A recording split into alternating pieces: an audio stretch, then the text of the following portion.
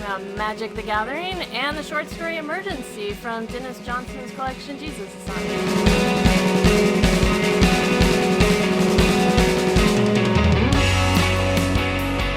Welcome to New to You Show. I'm one of your hosts, John Holt. With me this week is Mary Varn. Keith Vincent, one of your other hosts. And Adam Moerder, special guest. all right, and hopefully not just a one-time host, but we'll see. One-time guest. See how this Hopefully goes. not a one-time guest. Right. So this week we have a few different fun things to go over, but before we get into it, why don't we ask Moerder what he did recently that was new to him? On the spot. On the spot. On the spot. Oh, man. I know something. I could speak for him. All right, Keith. All right, go Keith, for it. go. Got 2 new kittens, man. Come on. Oh, yeah, that's right. That is new to me. And, yeah, every day is an adventure. A smelly, stinky adventure. Yeah. I'm good with poop. So poop is new to me. All right, Keith, what about you? I don't know. I thought we were going to talk about James Gandolfini instead. I think we'll get into that. Oh, too. what? We can go into that. We have Well, time new to to do all me that is stuff? that I watched the first episode of The Sopranos because I'd never watched The Sopranos the day after James Gandolfini died. And what did you think?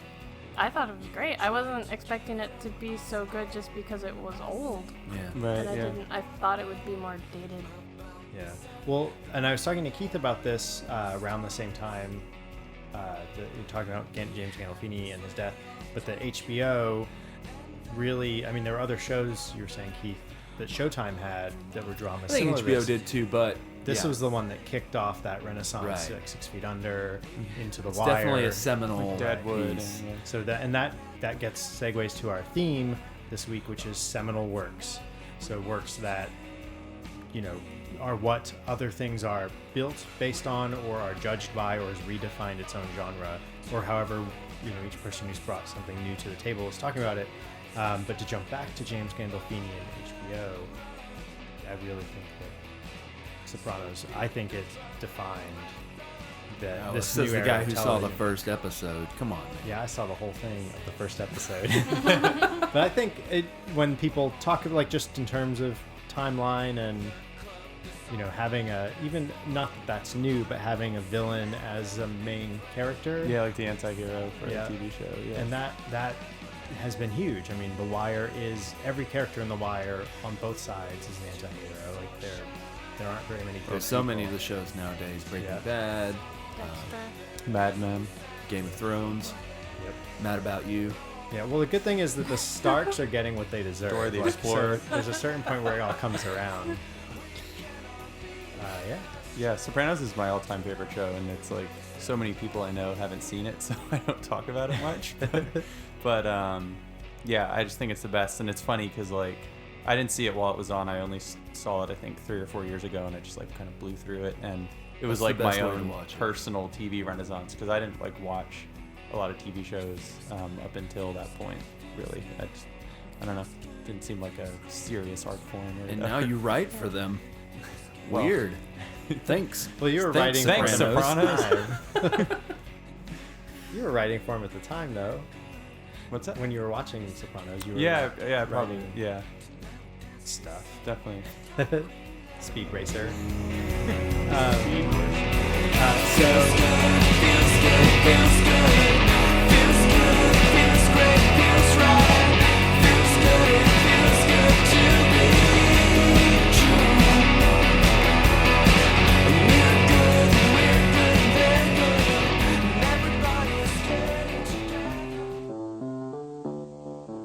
Is there more to entertainment than 500-channel TV and zillion-dollar movies? Turning the sound up and your mind off? Is there still a place where fun involves thinking, imagining, doing? Some of us think so, and we find it in a game. Magic the Gathering. All you need to play is a brain, a deck, and a friend. So this week, the seminal work that I'm bringing to the table is Magic the Gathering, which is a collectible card game released 20 years ago. This 2013 is the 20th anniversary, so it came out in 1993. when I was in middle school or something, or maybe it was early high school. But regardless, it came out, and the guy came into the comic book store that we like would go walk to from home, and said, "Hey, I got this card of card pack when I visited the West Coast," and so we started all buying packs and boxes of this game and got into playing it. So you're a really early adopter of it too. And it's interesting, I can talk about this, but I just got back into it maybe a year or two ago, and I had been out of it. So I've only really played for the past couple of years or year and a half. And then before that, I stopped after about a couple of years. So in 20 years time, I've only played for about 4 years, maybe total at the most. So there's sort of a big, 16, 15-year gap in between there. So what were you doing in between there? There's a certain point where Getting you laid. don't hang out in the comic book shop. Yeah, things have dried up, Keith. You're like, what did I used to do when I wasn't having sex? Oh yeah, Magic the Gathering. I know what'll break this slump. Yeah. It's like not washing your socks. It's my superstition, like, you know what, a few years of this will get me back in there. But yes. So there are people who play Magic who do get regular sexual satisfaction in their lives. From Magic, other people. right? From other people, though, Yeah, right? while playing Magic. Losers. Well, I can't believe because you used to ante when it first started. What you would do is there was a rule in the book that you would take the top card off your deck and put it off to the side, and whoever won the match would get the card. would get to take it home with And them. now it's sexual favor. So it's all like, I gotta things have say, changed. I'm very surprised that we've been talking about Magic for, I don't know what, maybe 2 minutes now, and we've already gotten into the like We've nerd already alienated virgin. every Yeah. Magic fan who could be listening. Sorry, my fault. And It at the was a same joke. time, we're trying to convince other people to try it out. Yeah. But it's You know what's not really new to bad me at is this. bullying Magic fans. yeah. Been doing it since '93. He was an early adopter. Exactly. So it's a really smart game.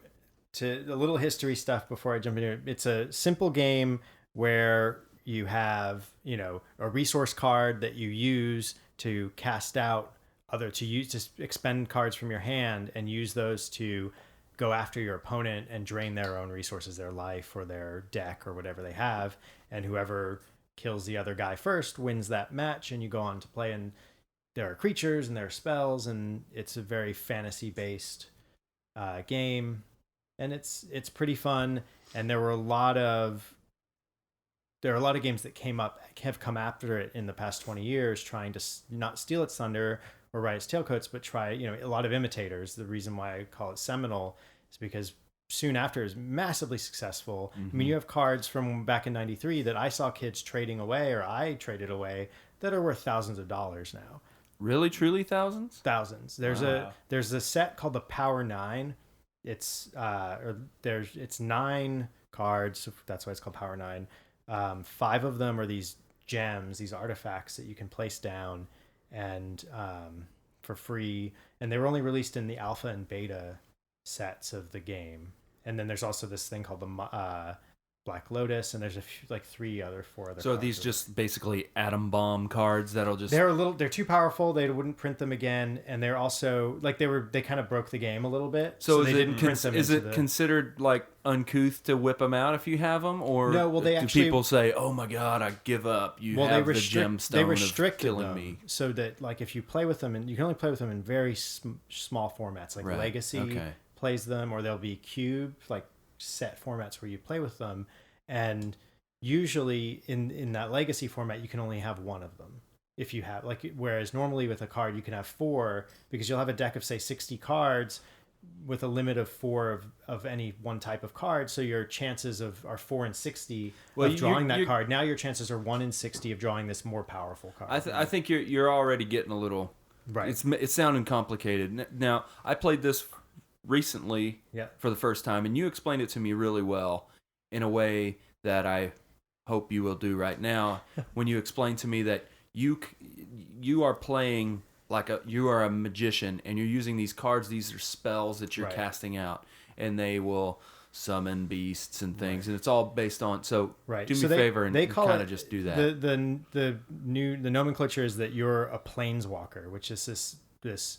We'll just call it. It's magic. Right. Gathering. You're a magician. You're a wizard, right? Yeah. But the idea is that what sets you apart from other wizards is that you've gotten this spark that lets you travel between dimensions, and so you've already complicated. I know, How do you listen, find somebody? But the idea is your spells are all creatures and things that you're drawing. You're drawing energy from the different earth. dimensions. You're drawing creatures from different dimensions, throwing them out onto this arena battlefield, and making them fight another one of your another planeswalker who has got some of the same stuff in his who you arsenal. are compelled to battle instead of just joining forces and becoming powerful enough to because destroy they people. want to do bad things and you want to do good things. When you say you draw energy from different dimensions, you're talking about the land, which is I mean known that's as the mana. So your main resource is you play down these land cards and you tap them, which is, I think we talked about this on another podcast at one point, but that is, no one else can use the term tap to describe that mechanic in a game. It's a trademark. But basically, term. you can activate these cards and say these are in use. Right, and so that mechanic is usable. You can people still use that, like turn the card sideways to get the resource. So it's like you're turning a power knob or something. Yeah. But you can't if you can use that in another game, but you can't call it tapping because Wizards of the Coast, who makes Magic the Gathering, has that on lockdown. Oh yeah? Yeah. Let them try to stop me. Man, next time I play Go Fish, I'm going to say tap the... Tap that fish. I'm going to tap that fish. Fish. So, after that period, there was a Star Wars game, a Star Trek game. There were like TSR, who was doing D&D at the time, put out a game called Spellfire. There's a game called Wyvern. All these games came out. Pokemon. Well, Pokemon is basically Magic the Gathering watered down. So they took the IP, Hasbro did, or Topps or whoever, and made a card game with the IP of Pokemon that was pretty much Magic, where you have the same sort of rock, paper, scissors that Pokemon has and the rock, paper, scissors of the elemental 5 colors that Magic has, but it's like lightning and water and fire for the Pokemon powers in a card form. And so that the game was just a distilled version with creatures and evolution of those creatures. It was basically just you're tapping in this, energy types like light, dark, electric to but call you're not out. tapping because that's But copywritten. right? So I don't know if they even use tapping. So then you can put down your Pikachu or whatever and play and attack the other guy with it. Play against the trainer. You might put down Pikachu, but I'll whoop you because I'm going to use Charizard. Yeah, Charizard. Yeah, you are grinder. So was Pokemon invented specifically to be a card game, or did it exist No, as it was a cartoon? game. It was a game. Pokemon first. was an NES, or no, Yeah, it was a it Game was Boy a Game Boy game first. But back when Game Boy was waning, and it was like an RPG sort of game. Yeah, or like, and then from there they kind of like reformatted. they took everything out and made a whole franchise out of it. I mean, and it's a very valid claim that a lot of people think that Pokemon kept Game Boy alive until it Nintendo evolved. back in a big way too. So Pokemon is sort of one of those spikes. There are a couple, maybe Yu-Gi-Oh is one of the modern games that is persistent. It's for a younger audience, but it's another, like, off of the success of Pokemon and Magic, you have this Yu-Gi-Oh, which is more of an anime themed, younger kind of battle card game. But there have been a lot of imitators, and a lot more card games keep coming out and new formats for it, and even non-collectible card games work with some of these mechanics or try to work away from these mechanics. But Magic has been the one that's persisted for 20 years, is actually growing now, again, has waxing in popularity and player base. Well, I have a question for you, and if you don't know the answer, I understand, but had you ever heard of any other card game before this? That was like a collectible card game like that? Well, I don't know, just a game where you play, that wasn't, get grandma's, deck of bicycle cards. Right. Like a game that was, you have cards that you play as a game. I don't remember any.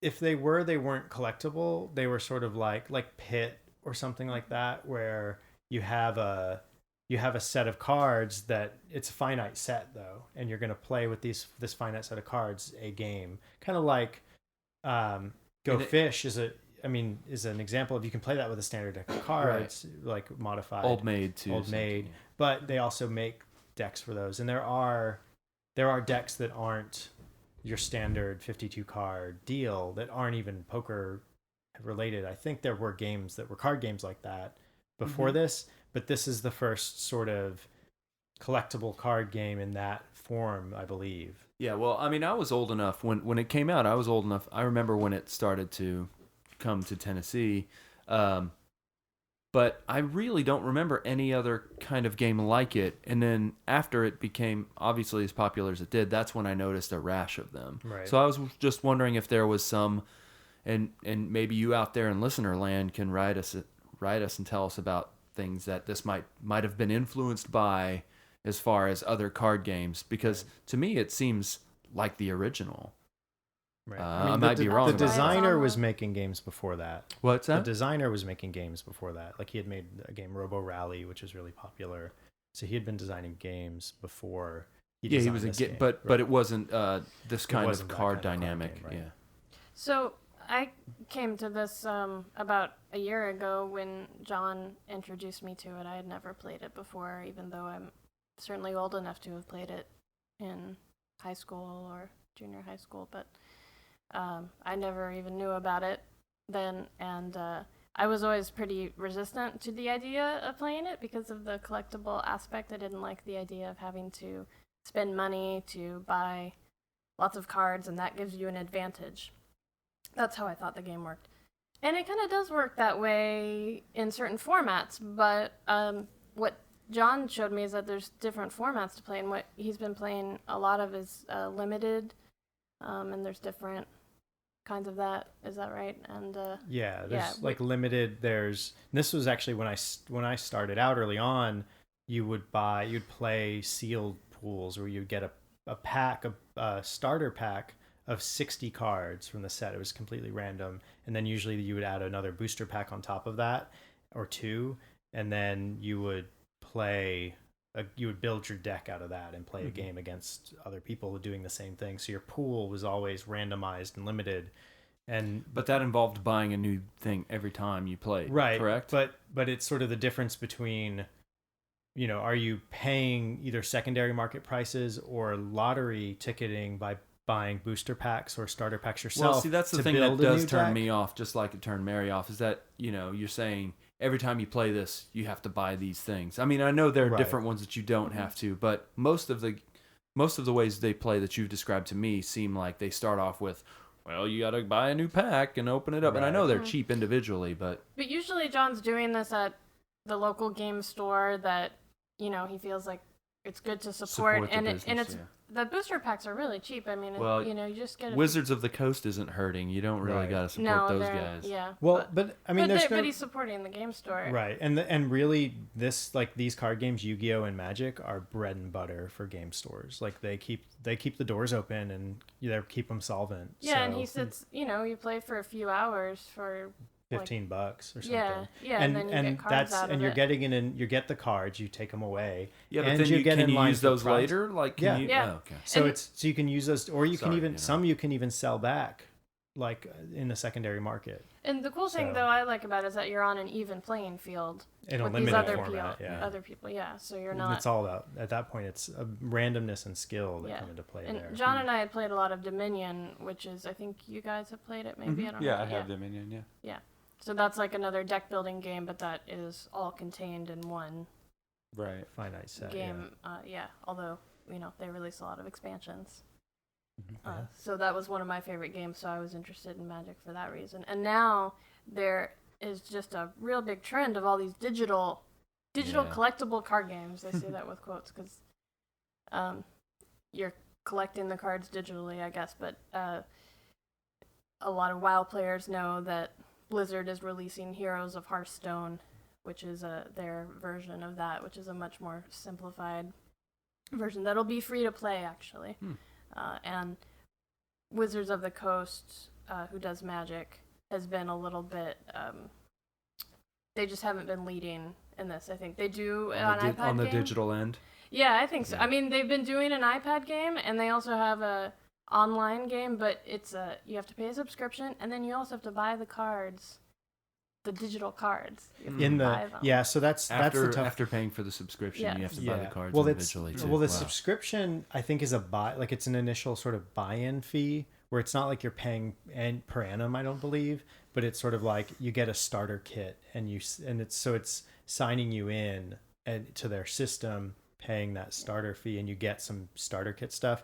It's tough because there's some people who can do it where they maintain an online collection and an offline collection, but basically you kind of just go one way or the other. You're going to either pay for your tickets and go online and try to sell your cards online as well, or you stay in paper for the most part and try to sell your cards. Yeah, and I don't mean to paper, cast too much dispersion on it. I'm sure people have a lot of fun with it and everything. It's just that now there's all these competitors coming out, and the iPad game that Wizards of the Coast puts out is you don't have to do subscription, and I think it's a one-time thing, and you can probably buy more content, but you don't have to. Yeah.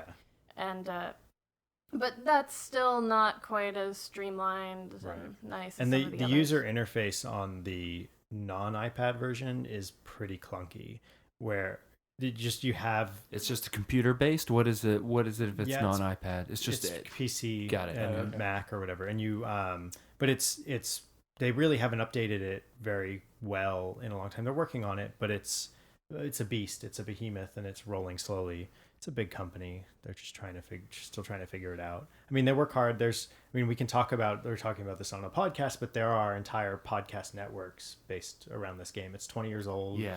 There was their most recent GP, which is a Grand Prix, like an event they had, was in Vegas, and it was one of the largest events that they've ever had, and it was like 4,500 people. Wow. And it was capped. They said like 45 is as high as we're going to let people in because they filled up. Moerder, what did you think of Magic the Gathering? This is your first time playing it. I liked it a lot. It's funny. It's a game I weirdly never got into. A couple of my friends growing up were playing it, and I think for reasons Mary and Keith probably touched upon, I was worried there was a thing that I had to spend a lot of money on to be able to compete with, and I think a lot of my friends were fighting with each other a lot while playing it. Yeah. That probably has more to do with them than the game itself. But yeah, I liked it a lot. I guess one question for you, because we only played one game, and I was surprised that I won, even though I had tons of help from Mary. But I was wondering what do you think the balance of luck versus skill is in a game like Magic?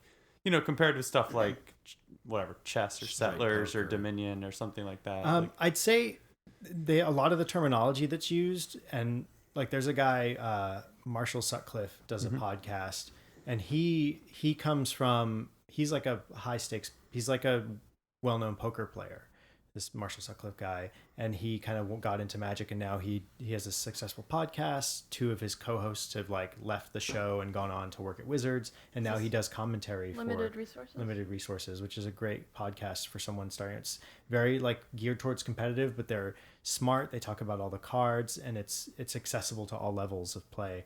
But anyhow, this guy, some of the terminology they use is similar to poker stuff, where they talk about being on tilt and keeping control of yourself as you play. And there are odds. You're going to play a game and you're going to play as well as you can, and you're going to not make any mistakes, but things aren't going to draw your way. And that's going to happen because, again, you're dealing with in a standard unseen deck. Right. In a standard format, you have 60 cards and you're only drawing 7 at the beginning, and unless you cast spells one at a time every turn, and your opponent has 60 cards too. And they interact in different ways, different cards, different makeups. If you you can... They have 60 cards that might not necessarily even be the same cards at all. It's not like that's true, standard deck of playing cards. I mean, there are... In Magic, there are at least 10,000 unique cards. Wow. No kidding. Yeah. Wow. I mean, it's been 20 years of release. And every year they put out 4 sets, and those 4 sets of what are considered playable. There can be 8... So maybe 8 times, 1,600 cards viable that are possible to put in a deck in any given period of play. That that's the pool that people are drawing from. there are cards that people are going to gravitate to. There's a meta game that they talk about where like what decks are sort of competing at the highest levels and what are people playing with, like what technology inside the set is working the best. But those systems are highly variable, and there's a lot of stuff you can play with. But there, at a certain point, how you play with your deck and how you like tweak it, and like there's all these different levels. My mom told me not to play with my deck. Exactly. Oh. But yeah, so you can play with like, or basically the skill in building a deck and exploring those, a skill in playing with your deck, and skills in playing against your opponent. And they're all different levels of that, whether it's, if when you draw your hand, is this hand good enough to keep? Should I mulligan it? Meaning, should I take a hit to draw less cards and reshuffle this hand back in? Or should I play with it as is? And those are all decisions that the better players learn. They learn their deck. They learn how to act around other players, like what to watch for. Like this guy has this much mana up. This card is currently alive in the format. I know I shouldn't cast a spell because he's probably going to zap it. Mm-hmm. So there's all those variables. I think at a certain point, but I would imagine it's more skill than chance compared to most card games. I feel like knowing what to do and in which sequence to use these things is more powerful than just it reminded me of Settlers in terms of like skill versus that's Settlers of Catan. Yeah. It seemed to have that same proportion where like you can have some amazing territories or hexes and Settlers with great resources, but like if your 6s and 8s just aren't being rolled, like that's too bad. And like the guy who has the 3 for some reason gets all his resources. And or also just someone happens to cut you off on a road or something and whatever. And like you could make all the the right decisions up until that point. So. I mean, it's rare though. There are brackets. The highest skilled players, that's where luck is going to show because everyone's playing at a high skill level. Right. They're not on tilt. They're not making mistakes. They're generally shouldn't be making mistakes at that point. Sometimes they do, but generally they're playing at a level that the only thing that's kind of pairing them, what is the choices that they're making at that point are more determined by the randomness and taking chances on that randomness. But they're going to roll over and just barrel through someone regardless of a little bit. Like there's luck that some people will win, but the variables on that get wider. The less skill, as the skill levels widen as well. Mm-hmm. So John, people at home, if they want to start playing, just get their feet wet, but they don't want to go to the local game store and play with these competitive people on Friday Night Magic, what do you recommend? Should they just get those starter sets? Well, I think what I'd recommend is honestly probably download, if you have an iPad or like an Xbox or PlayStation or whatever, or Steam now, get the Duel of the Planeswalker app, because it's like $10 and you get your feet wet and kind of get comfortable. And that's actually drawing a lot of people into the game now. A lot of more people are getting interested in it just because it gives you the basics. That tutorial walks you through the fundamentals. You can probably even play the tutorial through the demo. They're also like, check your local game stores. They may have like beginner nights. Yeah, like the game store here in Williamsburg does it maybe once a month or maybe every other week or something like that. They have one of the regulars teaching people how to play. And generally, like, sometimes you just want to jump in with both feet. And if you have a friendly local game store, not on a Friday Night Magic where people are being more competitive, but there may be like open play or free play where you can go in. I imagine even if it's a competitive night, you'll be able to find some people who are interested in teaching you. Do you not like the starter decks? I like them all right. I think they're just not. There are not as many. It's not as easy to pick up those decks and get right into it. I guess they do have sort of like starter get you going stuff. Like if you and a friend picked up each one of these decks, there's enough in there to play with. There's a lot where you'll just be consulting the internet. But that's a good thing is there's tons of resources. Anyone can find information on this game. There's lots to access. You can play for free. There's a site called Cockatrice, which is basically an online Magic the Gathering but it's completely free. But it's also completely unruly. It's like living in some savage land where people will cheat and do crazy stuff. But you can go on there with someone else and play around with the thing too. But the problem is, if you don't know the rules, I don't know if Cockatrice actually maintains the rules for you. You kind of have to it just provides the platform on which you play. So, but I'd say, picking up, going to local game store and talking to people, reading about it on the internet, there are lots of resources out there. It's pretty accessible, and it's a fun game. It's 2-player. No, you can play. Yeah, but if you're at home, you can play it 2-player. You can play. There's formats that support 4, 6, 8 players. But the core is that you're sitting across from one person. You might interact with each other through a draft. Yeah, in most of those, and there's also 4 multiplayer formats that are more social, and that's a different kind of setting. But those are available too. Most of the tournament settings are one-on-one. I'm just thinking of if there's a couple. Oh yeah, at home definitely or you can play something. 2-player like that. Yeah. But if you have a group of buddies, but it might not maybe be you that learn great for together. a family. Yeah, it could be good for a family because you can do social games where you play 4-player, or there's formats like Two-Headed Giant where you actually pair up. You have a pair of people that share one life pool, so you're both casting spells at the other group of people across the table. And there's just different ways of playing that. It's a vibrant format with a lot of different ways to play, and I think that's what's kept it alive as long as it has. But yeah, did you guys like the game, Mary? You like it? Do you? Yeah, I already talked about it. Yeah. Keith, did you like the game? Yeah. It has a. I would warn people that there's a kind of a slow ramp up. Yeah. I would feel like I'd want to play, I don't know, for maybe 5 more weeks before I would ever want to try to play against a stranger. Right. I kind of need some hand holding for a little longer. Yeah, I don't want to go to the store with you, really. It seems too competitive. Intimidating. Those monsters there. There is a certain point where you just kind of, it's like that's a little social anxiety kind of thing where you kind of go I got plenty of that. I have to go to this store. Thankfully, I can recommend the 20-sided store in Brooklyn as having a good group of people who are helpful. And I went there for a while in my, maybe before that 5-week period or something, and was stupid and I had old habits in the game and I knew enough, but, I was able to get sort of put back on track without being made to feel like an idiot or anything. Right.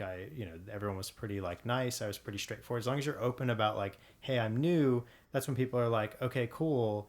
Let me show you the ropes. Yeah. So, and, well, I'm new too. Let's put money down on this game. Hey, buddy. Hey, I'm new. We're all new I to think this. the intimidating thing is just that there are so many cards and so many people just know by memory what those cards are and what they do and what all the abilities are. And so anytime I have sat down with strangers at conventions, I have to say, hey, just letting you know I'm new, so I'm gonna have to read the cards. Every word on the card. But the good thing though too is that more and more people are coming in every week into the game, and so that just means that there are more new people, so you're not alone usually. Oh, and that is another great way to get into it if you're already nerdy like John and I are and go to some of these Comic-Cons, or we've gone to Gen Con and we've gone to PAX East. They'll run some Magic there. Yeah. And Moerder, you liked it? I definitely liked it. Yeah, it was fun. So now we're gonna start a league and start playing. You betcha. Yeah, let's do it. All right, I got him signed on. All right, so Magic the Gathering by Richard Garfield. It's celebrating its 20th anniversary this year. You can check it out at your local game store. You can go to wizards.com. They're the same guys. Wizards of the Coast. Yeah, Wizards of the Coast. They're the same people who are bringing you Dungeons and Dragons nowadays using their magic money. They purchased TSR back in the day. Yeah. Which is a big Wasn't coup. even that long ago, right? Yeah. It was 2000 or something. It was maybe a little sooner, but yeah, it was pretty. That was a pretty big deal. But so now they're getting that sweet Dungeons and Dragons money. Man, I'll tell you, that stuff. There is a renaissance. And that's I think that's part of the Renaissance. Most of the people go to the Renaissance Fair that play Dungeons and Dragons. That's right. That's where they get it on. So the giant turkey legs. Exactly. Once a year they mate.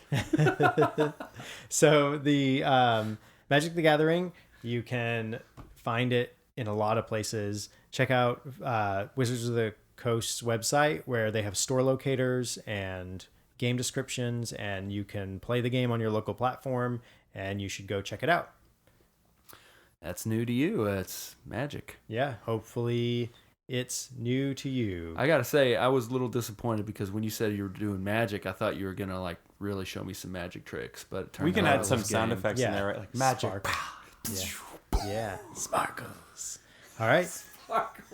All right. So it may not be new, but hopefully it's new to you. Magic the Gathering by Richard Garfield, circa 1993. Every day at Magic's game testing facility, crack geneticists are hard at work engineering new creatures to help you annihilate your opponent.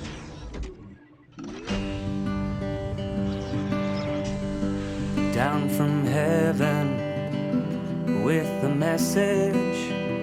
He's our Savior. We all love Jesus. God forgives us. "What are you crying for?" I said. I didn't understand. He stood still, raised both arms slowly behind his head, and tightened his ponytail. Then he grabbed the mop and started making broad, random arcs with it, trembling and weeping and moving all around the place really fast. "What am I crying for?" he said. Jesus. Wow. Oh boy. Perfect. Holy Lord, Lord, you Now we're died going to here. talk about, Died for Now let us us. introduce you to a friend of ours named Adam Moerder. we call him Murder. Yeah, because his name spelled looks a little like the spelling of murder. Yeah, and it Except means there's it no in U in German. it. Oh, it does? Yeah, it Wow, means really? murderer. Huh. Oh. Nice. That's funny because I knew a guy whose name meant grave watcher, Totenhofer. In college, I knew a guy whose last name was Totenhofer. And now I'm going to marry a lady whose name means bird in German. In Germany, the Maters and Totenhofers are like the Hatfield and McCoys. No, I think they're probably buddies. They Yeah. keep each other in business. All right. But he's a good friend of ours. He's in an amazing rock band called... Mr. Dream. Yep, and he's a talented, wonderful writer and a good friend of ours. He's written. We've collaborated on a couple of TV shows, and now he's writing wonderful things for the internet. Yeah. That's right. I write for BuzzFeed. You can catch my stuff at buzzfeed.com/my last name Moerder. We'll put a link to that on the internet somewhere. It's a good place to put But it. he's already on the internet. Somewhere. Somewhere, though. All right. Well, I brought in today the short story Emergency from this short story collection Jesus' Son by Dennis Johnson. This came out in 1992. And Dennis Johnson, I did not do a ton of thorough research. As far as I know, he's a writer who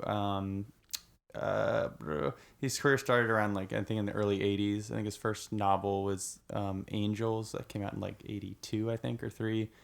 And he wrote Tree of Smoke, which I think won the National Book Award in 2005. And he teaches at the University of Iowa's creative writing program. World-renowned creative writing program. Probably #1 in America, I think. Wow.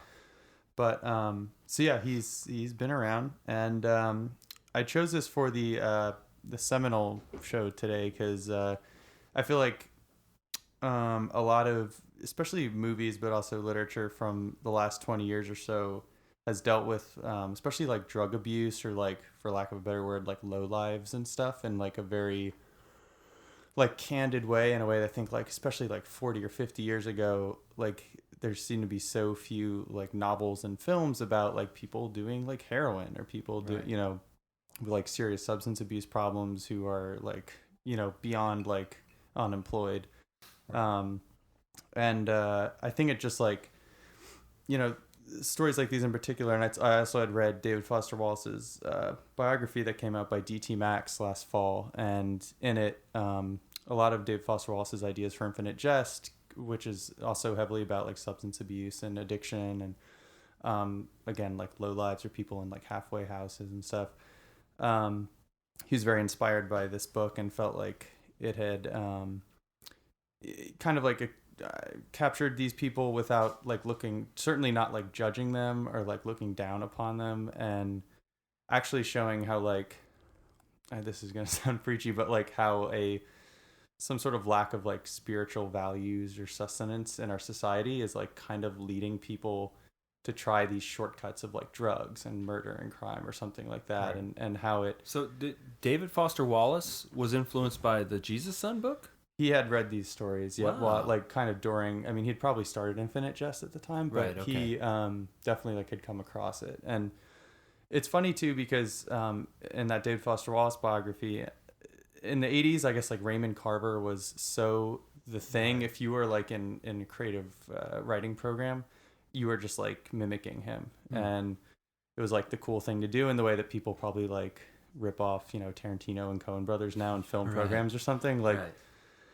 And David Foster Wallace was just so sick of that and thought it was like really phony. And I think, you know, so he does his whole like really overwritten and like well researched and just crazily stylized writing. But what I love about Dennis Johnson's writing is it's just really, really simple and clear, and he just finds the like most like the subtlest, you know, turns of phrases or details in a story that you're like, oh, that's really weird. Like I feel like I'm listening to a very like, you know, A to B to C story, but there's just like weird thing that you'll always remember in it, like an emergency, you know, the knife in the guy's eye, and it's like somehow the story's called Emergency, and the actual emergency is not the thing the characters are like freaking out about. Right. Like the first thing, Georgie's like looking at his shoes, and he's like, "What am I going to do about these shoes? Like, what? We're so full of so much blood. You know, like what's up with that?" Yeah, yeah, and yeah. So I thought that was interesting. I also came across this book a couple of years ago, maybe, and at a time when I was getting into people like David Foster Wallace and Thomas Pynchon, and reading through like Faulkner's like difficult books, and I was just like, oh, we got to go like deeper and harder and more complicated. And I came across this, and it just like kind of knocked me out of my seat and reminded me of how, you know, how simple storytelling can be. And I think in interviews, Dennis Johnson has said, like, I kind of just wanted to recapture the essence of being in a bar talking to like a weird guy who has a story.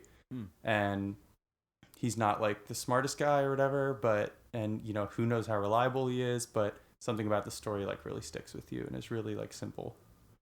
So yeah. I had read this short story series, I think back in college as well, in the late 90s. And it was I had a similar sort of, what's that, like Jungian, a synchronicity idea, where you find one concept and then you start seeing it everywhere. So it's like this, I read this, and then I had read Fight Club, and I had started reading Infinite Jest soon after, and there's another series that I was reading at the same time. Like Train Spotting. Yeah, Train Spotting. It's very similar. And not part of these things too was going to rehab was another like big, like being in meetings and going to meetings and sharing your stories was another sort of aspect that just kept cropping up in all these things. And so I wrote. Did you read Choke? Yeah. Yeah. Okay. But like urinating Tobacco Donkey 2 was born out of that short animation, was born out of that whole period of time. So that's I was influenced by this piece, literary satire. Yeah.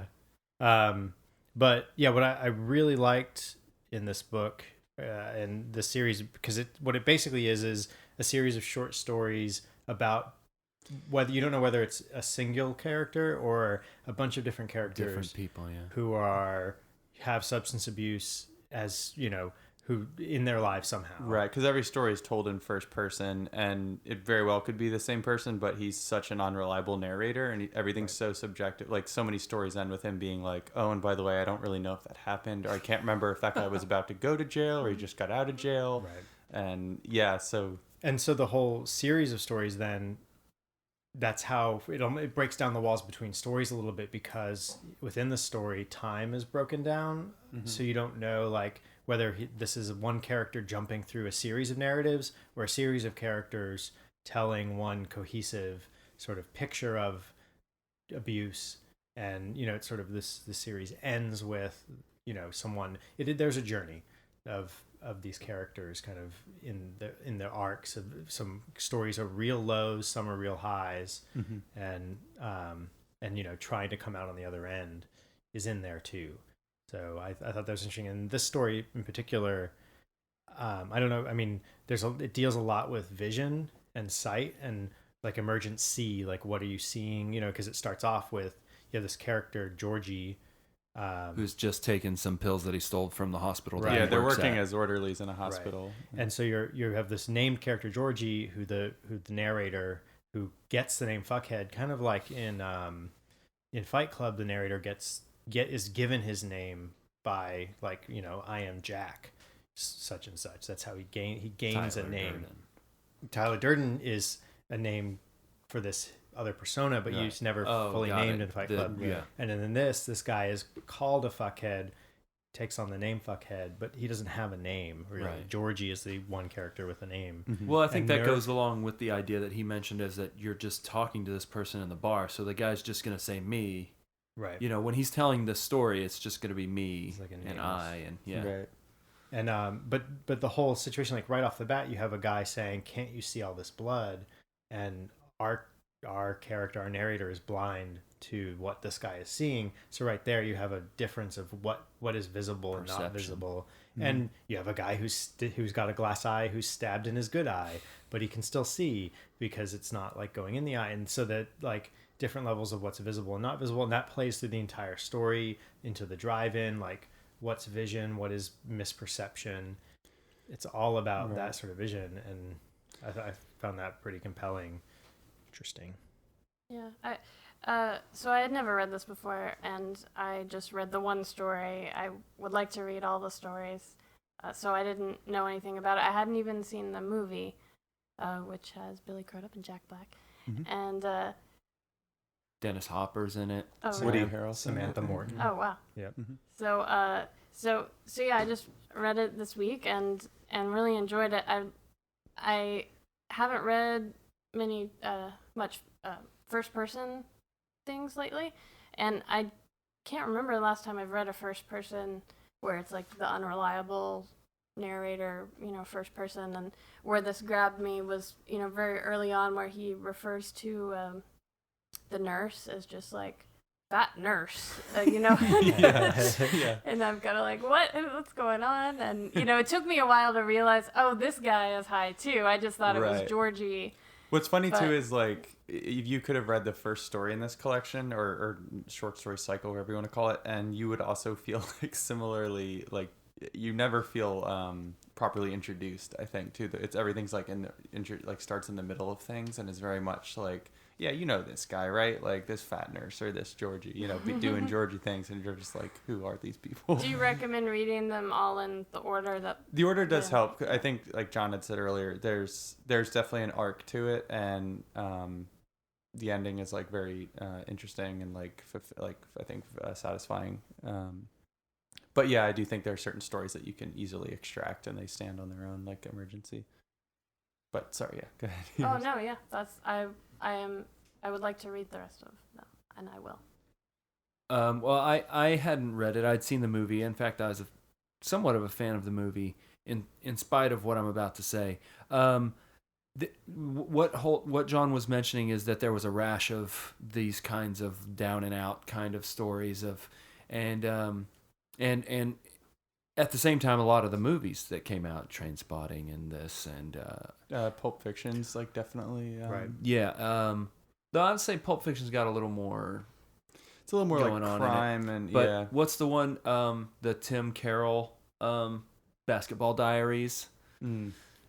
So there were a rash of movies where it's just kind of this person is descending into the dumps, as they go along, and at the end there's a kind of they either see the light or they don't, and I never have cared for those.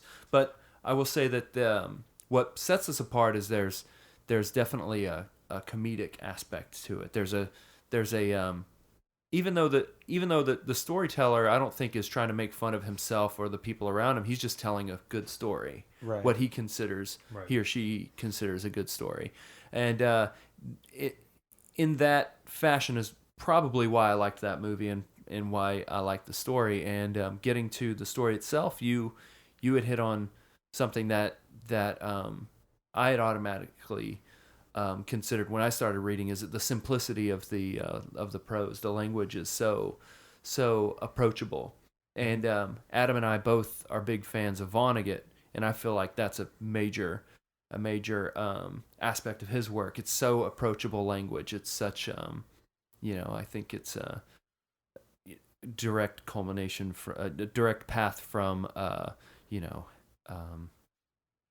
Whom the Bell Tolls, Hemingway kind of, it's just kind of a no nonsense. Hey, here's a story. Right. Very, very narrative, very conversational, and I thought that along with the humor really sets us apart from all those other kind of down and out stories, I feel like. And I really enjoyed it, and I would definitely recommend it, and I'll probably go on and read the whole book. It seems like a pretty small, short, fast read. Yeah, I think anyway. It only takes about 2 hours maybe, or something like that. So here's a question. So there's a scene in this where they run over, Georgie runs over some rabbits in his van or truck, and then jumps out of the car and is like, I'm going to make rabbit stew, cuts open this thing with the hunting knife. And the hunting knife that he pulled from the guy's right. We're definitely in spoiler alert territory. But I mean, this is a kind of story where it's surreal and it's fun, and it's just you're more, I would say, even reading this for the prose and the turn of phrase, and it's like you're saying, Keith, this is a straightforward story, but it takes these little leaps and these like skip backs and these sort of like, even though it's like this guy being straight talk with you, it's need some more water? No, I'm fine. Sorry, go ahead. So even though it's like you're saying, like a straight talk kind of deal, it's not a clean narrative in that there's a level of like surreality that, not in the way he's seeing things, and his perception is skewed. Yeah. And so when he's describing something, it's vivid, but it's wrong. So he's he's describing how, well, it might be right, how the sky is suddenly like the daytime is wrong and the sun just wasn't giving off enough light. Yeah. And to the point where the hood of the truck wasn't orange anymore, it was blue. And then you realize, oh, it's nighttime, and he's just totally lost the sense that time has passed now. And that's like that classic what's it called, like qualia conundrum, where it's like, is my blue your blue or whatever. Like that's such a like red flag that like, whoa, this narrator is not seeing the same world that I'm seeing, or other people. That's what I was kind of saying too. This story is about vision and self-perception, perception of what they're doing and why they're doing stuff. And so this story is even more so about that, and it's sort of, that's why it's extra important to pay attention to what he's seeing or not seeing. But kind of going back to the characters, they find these baby rabbits inside the rabbit that they run over, and Georgie wants to save them, and of course Fuckhead kills them. He like rolls over on them and they die. So when you have a story with George and rabbits, like it just calls me to like Of Mice and Men. If you have this sort of like, this is a guy who is as much an addict and a fuck up as Fuckhead to some degree, but he's not somehow, because he's doing things right accidentally. Right. Well, that's what's funny too, is because at first he just wants to eat the mother rabbit. Right. So it's like an act of violence basically, and then it becomes like one of the most like nurturing acts in the story. And what's funny is at the end, George, like the twist, the big difference between the book and the movie is that the twist at the end is when Georgie says that line, "I save lives," and it strikes the narrator as so weird, because he had never, like, I think he says something like, that was the biggest difference between me and Georgie, and he had never realized that like Georgie has that view of what they're doing, that they're like these life-saving people. And he says it very casually, like the way you'd say like, oh, like I work in TV, or I work for a bank or something. So Emergency. So 1992 is when it was published, and just as a little like tidbit, Jesus' Son comes from that song Heroin from Velvet Underground. Oh, really? Yeah, that's where the title comes from. But in 2000 they made a movie with Billy Crudup. Basically they took all the stories and cast a single character as the character, and The narrator. and they kind of took some threads and tied things through and had some more flow through with the character. But again, Sam Morton sort of plays the female character in that, and there's a great scene with Dennis Hopper, which is also interesting because he was part of that whole like 5 Easy Pieces, he's part of that Easy Rider sort of drug psychedelic culture series of movies from 30 years, 40 years prior or whatever. So it's sort of interesting to have this he's a burnout. I think he's dying of cancer or something. Yeah, and he's been shot through the face, and he has all sorts of problems, and the narrator's taking care of him at the home, and the narrator, his Dennis Hopper's character kind of lists all his maladies and everything, and the narrator says something to the effect of like, oh, well, you're not doing too bad, and he has that, like, this is like great line, where Dennis Hopper pulls him close, and he's like, say that into the hole in his cheek that he was shot through by his wife. And it's just like, wow. So I don't know. Do I have any more? Yeah, it's great. Definitely check it out. Check out Dennis Johnson in general. He's one of my favorite writers in the game today. He Train Dreams is his latest book. It came out I think a year or two ago, and is fantastic. I also recommend Angels, his first book, and Nobody Move. I haven't read Tree of Smoke, but it's highly decorated, so probably worth checking out too. Right. That's funny. The most decorated book you haven't read. Well, it's the longest. So. Oh, okay, got it. Time is money. And you're like, well, I know I'll like it, so why even read it? All right. So I hope you guys check it out. It's definitely worth reading. The bunnies weren't a problem yet, not new, or they'd at already least been a maybe it's new to problem you. and were already forgotten. And there was nothing on my mind. I felt the beauty of the morning. I could understand how a drowning man might suddenly feel a deep thirst being quenched, or how the slave might become a friend to his master. Georgie slept with his face right on the steering wheel. I saw bits of snow resembling an abundance of blossoms on the stems of the drive-in speakers. No, revealing the blossoms.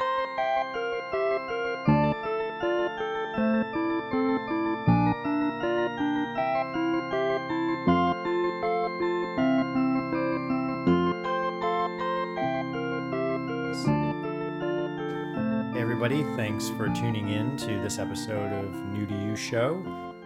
This week we went over Magic the Gathering by Richard Garfield, Wizards of the Coast, 1993, and Jesus' Son with Dennis Johnson, 1992. Particularly the short story called Emergency. Yeah.